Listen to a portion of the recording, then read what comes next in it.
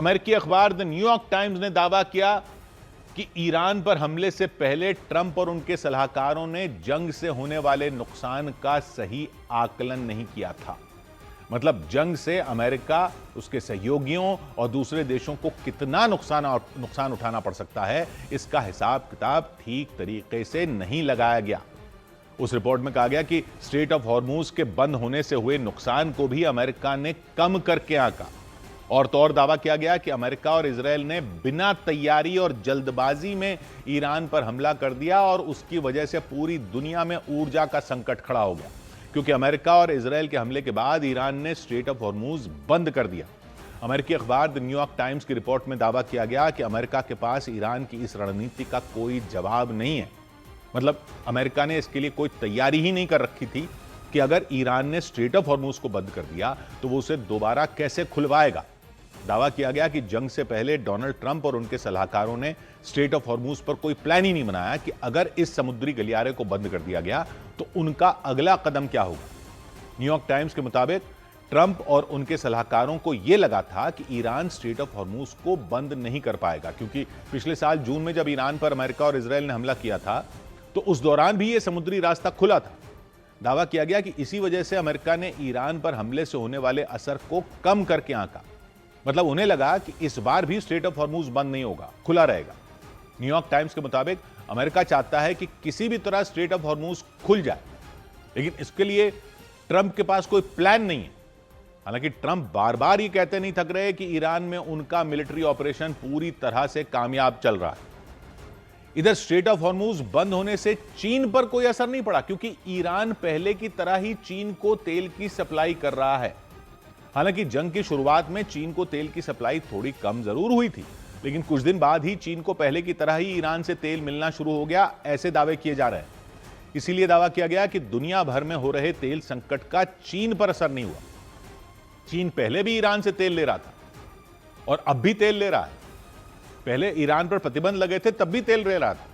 हैरानी की बात यह है कि ईरान उसी रास्ते से चीन को तेल की सप्लाई कर रहा है जिसे पूरी दुनिया के लिए बंद कर रखा है, यानी स्ट्रेट ऑफ हॉर्मूज के रास्ते से।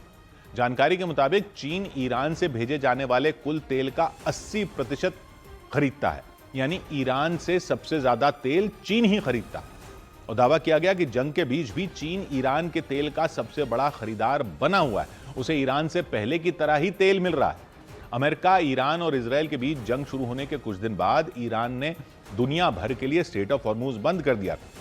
इसकी वजह से भारत समेत पश्चिम एशिया के कई देशों में तेल की सप्लाई होना बंद हो गई थी पश्चिम एशिया से, क्योंकि पश्चिम एशिया के सभी देशों में तेल की सप्लाई स्ट्रेट ऑफ हॉर्मूज से ही होती और ईरान ने इसी रास्ते को बंद कर दिया।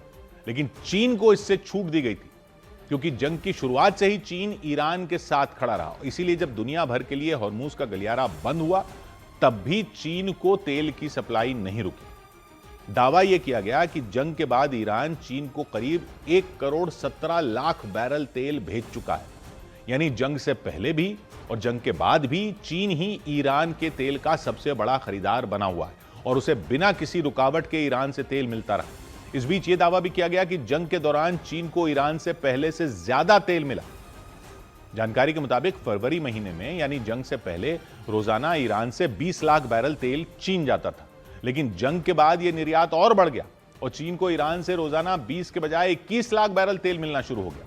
यानी जहां एक तरफ पूरी दुनिया में तेल के संकट की वजह से हाहाकार मचा हुआ है, वहीं दूसरी तरफ चीन तेल का स्टॉक और जमा कर रहा। दावा किया गया कि चीन के पास करीब 150 करोड़ बैरल तेल का स्टॉक है और इस स्टॉक को भरने में चीन पिछले 20 साल से लगा हुआ है। अनुमान लगाया गया कि अगर कभी चीन में तेल की सप्लाई बंद हुई तब भी वो 100 दिन तक तेल की जरूरतों को पूरा कर सकता है।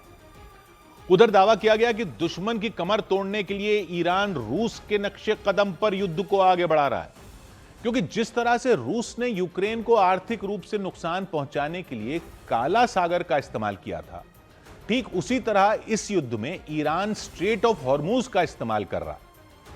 ईरान की रणनीति वैसी ही है जैसी यूक्रेन के खिलाफ रूस ने अपनाई थी। रूस ने यूक्रेन के खिलाफ काला सागर को एक हथियार की तरह इस्तेमाल किया था।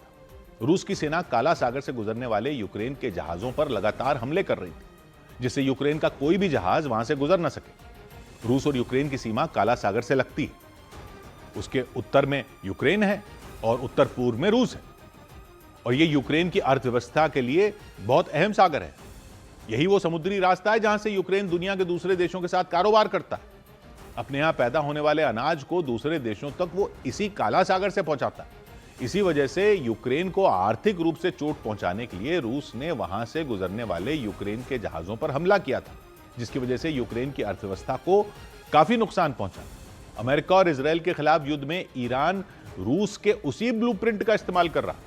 स्ट्रेट और हॉर्मुज को बंद कर ईरान पूरी दुनिया में तेल और गैस की सप्लाई को रोकना चाहता है, जिससे कि वो इस युद्ध में अपना दबदबा साबित कर सके। इधर दुबई एयरपोर्ट की तरफ बढ़ रहे ईरान के 2 ड्रोन मार गिराए गए। ईरान जंग के बीच यूएई में दुबई एयरपोर्ट की तरफ बढ़ रहे 2 आत्मघाती ड्रोनों को मार गिराने का दावा किया गया, लेकिन खबर है कि आसमान में बर्बाद किए गए ड्रोन का मलबा जब जमीन पर गिरा तो उसकी चपेट में आने से 4 लोग घायल हो गए। उन घायलों में एक भारतीय नागरिक भी शामिल बताया गया। इजरायल ने दावा किया कि उसकी सेना ने पश्चिमी ईरान के इलाके में मौजूद ड्रोन लॉन्च टीम पर हमला कर उसे पूरी तरह तबाह कर दिया। इजरायल के मुताबिक इस जगह से ड्रोन लॉन्च करने के लिए कमांड सेंटर जमीन के नीचे बनाया गया था। इसका पता चलने के बाद इजरायल की सेना ने उस कमांड सेंटर को उड़ा दिया। इराक की राजधानी बगदाद में एयरपोर्ट के नजदीक अमेरिकी राजनयिकों के आवासों पर ड्रोन से हमला हो गया। इस हमले के बाद वहां अफरा तफरी मच गई। लोग अपने अपने घरों से बाहर निकल आए।